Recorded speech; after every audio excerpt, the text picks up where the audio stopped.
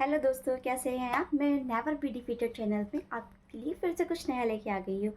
जैसे कि हमने सुना है ग्रेटिट्यूड के बारे में हमने बहुत से लोगों से सुना है, लेकिन हम उसे जैसे कि लोगों से सुनते हैं तो हम उसे 4 दिन करते हैं, फिर हम फॉलो नहीं कर पाते हैं। लेकिन मैं आपके लिए एक अपना खुद का एक्सपीरियंस लेके आ गई। जैसे कि आपको पता था कि मैं ओसीडी से सफ़र कर रही थी, तो ओसीडी में दवा के साथ साथ मैंने दुआ का भी सहारा लिया। जैसे कि हम मानते हैं कि अगर हम किसी चीज़ को शुक्रिया कहते हैं तो वो हमारे पास अगेन अगेन चीज़ आती है। ये हमने लोगों से कहता हुआ सुना है। फॉर एग्ज़ाम्पल मैं आपको बताती हूँ, जैसे कि आपके घर पे कोई आया और उसने कोई गेस्ट आया और उसने कोई अच्छी सी रेसिपी आपको बना के खिलाई, जैसे कि गाजर का हलवा बना के खिलाया। आपने कहा कि आपने उसकी तारीफ़ कर दी कि आप अमेज़िंग हैं, आप बहुत अच्छा हलवा बनाते हैं। मतलब आपने उसकी जी भर के तारीफ़ कर दी, तो डेफ़िनेटली मानिए वो खुश होके आपके लिए अपने घर से बना के भिजवाएगा। क्योंकि वो इतनी तारीफ़, क्योंकि आजकल हर कोई रिस्पेक्ट चाहता है, हर कोई चाहता है कि उसे रिस्पेक्ट मिले, तारीफ़ें मिलें। ऐसा कोई भी नहीं है इस दुनिया में जो रिस्पेक्ट और तारीफ़ें नहीं चाहता है। इसलिए मैंने अपनी ओसीडी में एक ट्रांसफ़ॉर्म किया कि जैसे कि मैं दवाइयाँ लेती हूँ तो मैं बोलती हूँ, शुक्रिया भगवान जी, थैंक यू दवाई कि तुम मुझे अच्छा कर रही हो। थैंक यू दवाई, थैंक यू पानी, थैंक यू जल कि तुम मुझे पानी दे रहे हो। मतलब तुम्हारी वजह से मैं ज़िंदा हूँ, मेरी प्यास बुझ रही है। थैंक यू मेडिसिन कि मैं तुम्हें खा रही हूँ तो मेरी बीमारी मैं ठीक हो रही हूँ तुम्हें खा के। तुम मुझे जल्दी से अच्छा कर रही हो।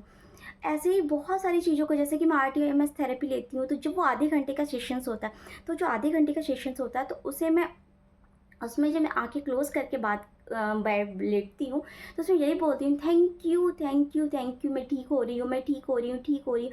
कहते हैं ना, जब आपने सुना होगा पुरानी कहानी में, जैसे कि अगर हम किसी का नाम रख दें, जैसे कि हम गाँव में पहले सोचते थे, तो गाँव में जाते थे, तो जैसे छोटे बच्चे जो घूमते रहते हैं, किसी को हम टिल्लू बोल देते थे, किसी को हम पगला बोल देते थे, किसी को हम राजा साहब बोल देते थे, तो उसका नाम पड़ जाता था, फिर लोग उसी नाम से बुलाने लगते थे।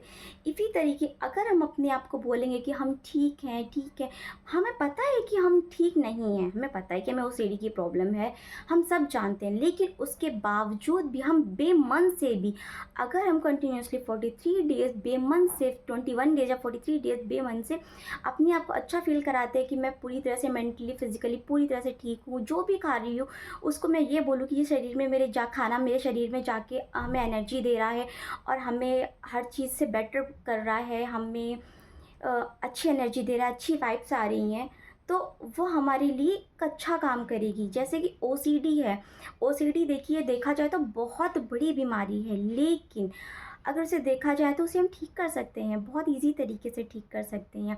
मैं ये नहीं बोल रही हूँ कि आप दवाइयाँ मत खाइए, ओसीडी में दवाइयाँ भी लीजिए, क्योंकि अगर हम किसी दुश्मन को मारने के लिए चारों तरफ से वार करते हैं तो दुश्मन जल्दी ख़त्म हो जाता है।